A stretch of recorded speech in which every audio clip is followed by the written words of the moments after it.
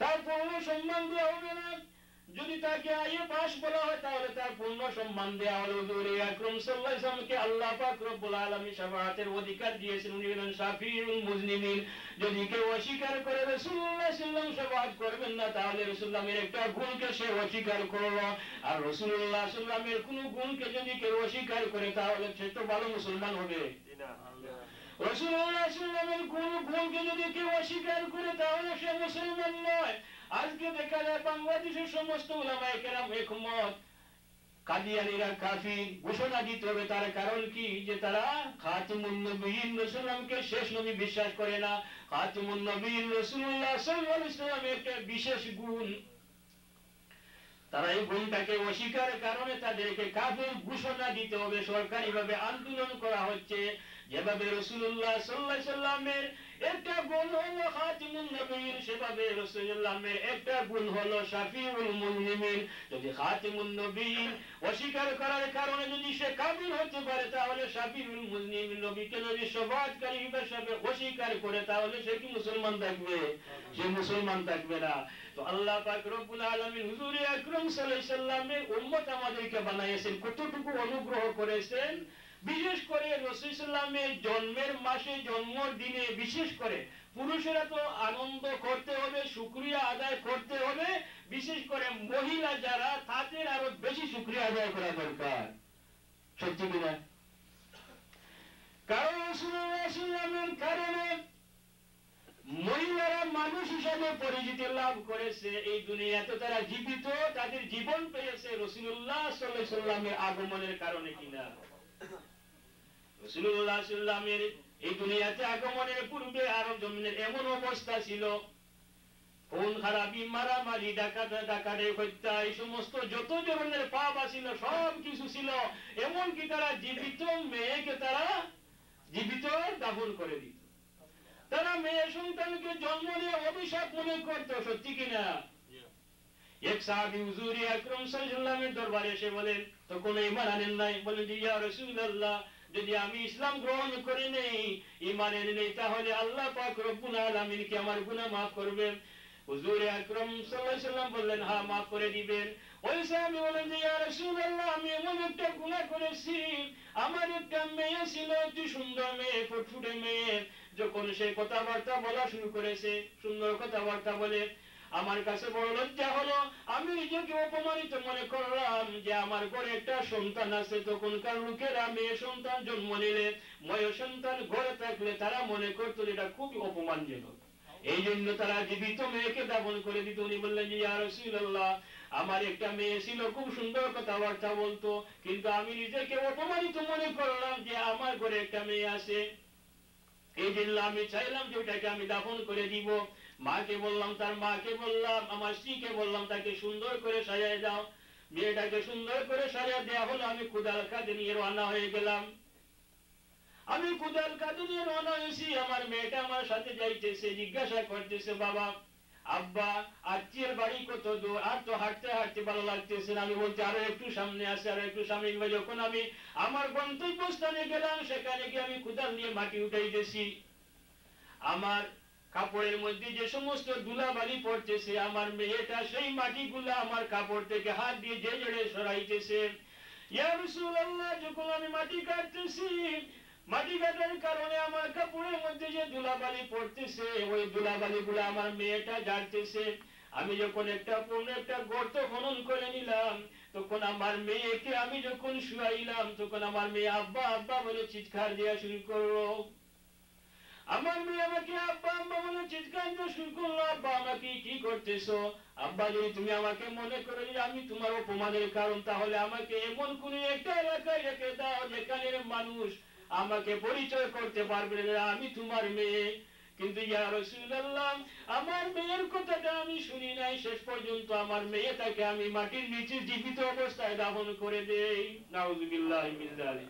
হুজুর আকরাম সাল্লাল্লাহু আলাইহি ওয়াসাল্লাম বললেন, সেই গুনাহ আল্লাহ ইসলাম গ্রহণ করে নিলে আল্লাহ পাক রব্বুল আলামিন তোমার সেই গুনাহ ক্ষমা করে দিবে।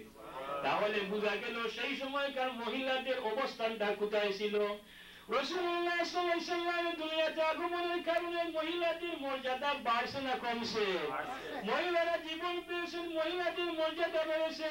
হুজুর আকরাম সাল্লাল্লাহু আলাইহি ওয়াসাল্লাম ঘোষণা দিয়ে দিলেন যার 4টা মেয়ে হবে এবং ওই মেয়েটাকে সে ভালো করে সুন্দরভাবে হক আদায় করে, যেভাবে আদায় করা, এবং তাকে ইসলামী শিক্ষা, শরীয়তের শিক্ষা দিয়ে 4টা মেয়েকে যে লালন পালন করে বড় করবে তার জন্য বেহেশত ওয়াজিব হয়ে যাবে। সুবহানাল্লাহ। হুজুর আকরাম সে ব্যক্তি বেহেশতি। মা আয়েশা রাদিয়াল্লাহু তাআলা জিজ্ঞাসা করেন, ইয়া রাসূলুল্লাহ, কোন ব্যক্তি যদি 3টা মেয়েকে এইভাবে লালন পালন করে সে বড় করে নেয় তাহলে তার জন্য কি থাকবে? রাসূলুল্লাহ সাল্লাল্লাহু আলাইহি ওয়াসাল্লাম বললেন সে ব্যক্তি হবে বেহেশতি। আবার বললেন যদি 2টা হয় তাহলে বেহেশতি। আবার বললেন যদি কোন ব্যক্তি 1টা মেয়ে তাকে এইভাবে শিক্ষা দিয়ে লালন পালন করে তাহলে তার অবস্থা কি? হুজুর আকরাম সাল্লাল্লাহু আলাইহি ওয়াসাল্লাম বললেন সেও বেহেশতি। এখন তো মা আয়েশা রাদিয়াল্লাহু তাআলা আনহার কোনো সন্তান নাই। মা আয়েশা রাদিয়াল্লাহু তাআলা প্রশ্ন করেন, ইয়া রাসূলুল্লাহ, যার কোনো সন্তান নাই তার ব্যবস্থা কি? হুজুর আকরাম সাল্লাল্লাহু আলাইহি ওয়াসাল্লাম বললেন তার জন্য আমি নিজে শফাআতকারী হয়ে যাব। সুবহানাল্লাহ। তো হুজুর আকরাম সাল্লাল্লাহু আলাইহি ওয়াসাল্লাম মেয়েদের মর্যাদা বাড়ান কিনা? এখন মহিলারা স্লোগান দেয় যে ইসলাম তাদেরকে কিছুই দেয় নাই, রাসূলুল্লাহ সাল্লাল্লাহু আলাইহি ওয়াসাল্লাম তাদেরকে কোনো সম্মান দেন না। নাউযুবিল্লাহ।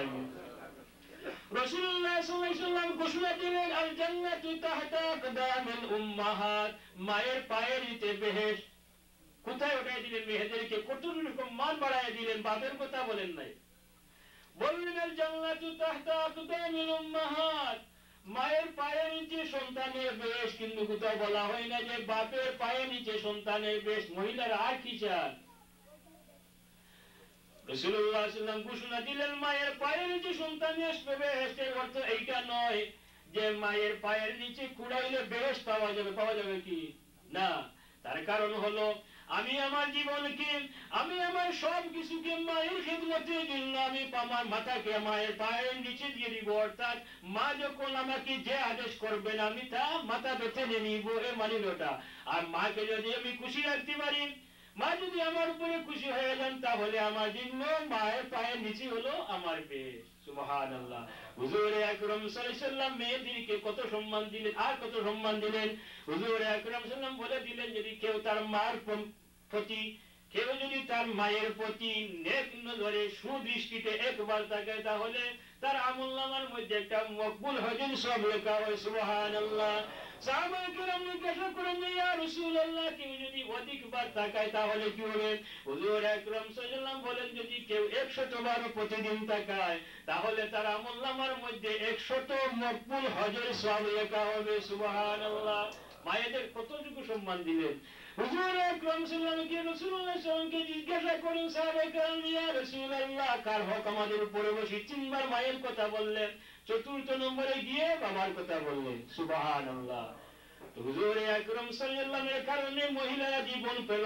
আজকে মহিলাদের ঈদে মিলাদুন নবী, নবীর জন্মের মাসে, নবী জন্মের দিনে সবচেয়ে শুকরিয়া বেশি আদায় করা প্রয়োজন কিনা? বেশি আদায় করা প্রয়োজন। এই জন্য হুজুর আকরাম সাল্লাল্লাহু আলাইহি ওয়াসাল্লাম এই মাসে, যে মাসে দুনিয়াতে আগমন করেছেন, যে এই দুনিয়াতে আগমন করেছেন সেই দিনের মর্যাদা হলো সবচেয়ে বেশি, এমনকি সবে কদরের চেয়ে বেশি। সত্যি কিনা? আশরাফ আলী থানভী তার কিতাবে লিখেছেন রাসূলুল্লাহ সাল্লাল্লাহু আলাইহি ওয়াসাল্লামের মুবারক যেহেতু জুমার রাতে, বৃহস্পতিবার দিবাগত রাতে আব্দুল্লাহ থেকে আমায়ার মধ্যে স্থানান্তরিত হয়েছে, সুতরাং এই বৃহস্পতিবার দিবাগত রাত হলো শবে কদরের রাত্রিতে উত্তম। সুবহানাল্লাহ। তার কারণ কি? হুজুর আকরাম সাল্লাল্লাহু আলাইহি ওয়াসাল্লাম কি আল্লাহ পাক রব্বুল আলামিন শবে কদরের মর্যাদা বাড়ার কারণ কি? শবে কদরের মর্যাদা বাড়লো যেহেতু কোরআন শরীফ শবে কদরের রাত্রিতে নাযিল করা হয়েছে। রমজান শরীফের মর্যাদা বাড়লো তার কারণ হলো রমজান শরীফে কোরআন শরীফ নাযিল করা হয়েছে। শাহরু রমাদানাল্লাযী উনজিলা ফীহিল কোরআন। যদি কোরআন শরীফ নাযিল করার কারণে, অবতীর্ণ হওয়ার কারণে রমজান শরীফের মর্যাদা বেড়ে যায়, যদি কোরআন শরীফ শবে কদরের রাত্রিতে অবতীর্ণ হওয়ার কারণে শবে কদরের মর্যাদা বেড়ে যায়, তাহলে রাসূলুল্লাহ সাল্লাল্লাহু আলাইহি ওয়াসাল্লাম যে না হলে, যিনি না আসলে, যাকে সৃষ্টি না করলে কোরআন শরীফ আসতো না, শবে কদর আসতো না, শবে বরাত আসতো না, রমজান শরীফ আসতো না। তিনি যে তিনি দুনিয়াতে আগমন করলেন সেদিনের মর্যাদা কি কম হবে না বেশি হবে? কোরআন শরীফ হলো রাসূলুল্লাহ সাল্লাল্লাহু আলাইহি সাল্লামের মুজিজা, কোরআন শরীফ হলো রাসূলুল্লাহ সাল্লাল্লাহু আলাইহি সাল্লামের চরিত্র। মা আয়েশা রাদিয়াল্লাহু তাআলার কাছে গিয়ে প্রশ্ন করেন যে আমাদেরকে রাসূলুল্লাহ সাল্লাল্লাহু আলাইহি সাল্লামের চরিত্র সম্বন্ধে কিছু বর্ণনা করুন। উনি বলেন তোমরা কি কোরআন শরীফ বলো নাই? কানা খুলুকুল কোরআন, কোরআন শরীফ হলো রাসূলুল্লাহ সাল্লাল্লাহু আলাইহি সাল্লামের চরিত্র, কোরআন শরীফ হলো রাসূলুল্লাহ সাল্লাল্লাহু আলাইহি সাল্লামের মুজিজা। তো মুজিজার দাম মূল্য বেশি না যাকে মুজিজা দান করা হয় তার মূল্য বেশি, মর্যাদা বেশি? মুজিজা যাকে দান করা হয় তার মর্যাদা বেশি না যে মুজিজা দেয়া হয় সেটার মর্যাদা বেশি? যাকে দান করা ব্যক্তির মর্যাদা বেশি। মুসা আলাইহিস সালাতু ওয়াস সালাম কি আল্লাহ পাক রব্বুল আলামিন একটা মুজিজা দান করেছিল, লাঠি। ওই লাঠি যদি মুসা আলাইহিস সালাতু ওয়াস সালাম হাত থেকে ছুঁড়েন তাহলে সেটা সাপ হয়, আর ওই সাপকে মুসা আলাইহিস সালাতু ওয়াস সালাম ধরলে সেটা আবার লাঠি হয়ে যায়। ওই লাঠি তো এখনো কাবা শরীফের ভিতরে সংরক্ষিত আছে। জান কি ওটাতে হাত দেন, ওটা আপনার হাত দিয়ে ছুঁড়ে ওটা কি সাপ হবে?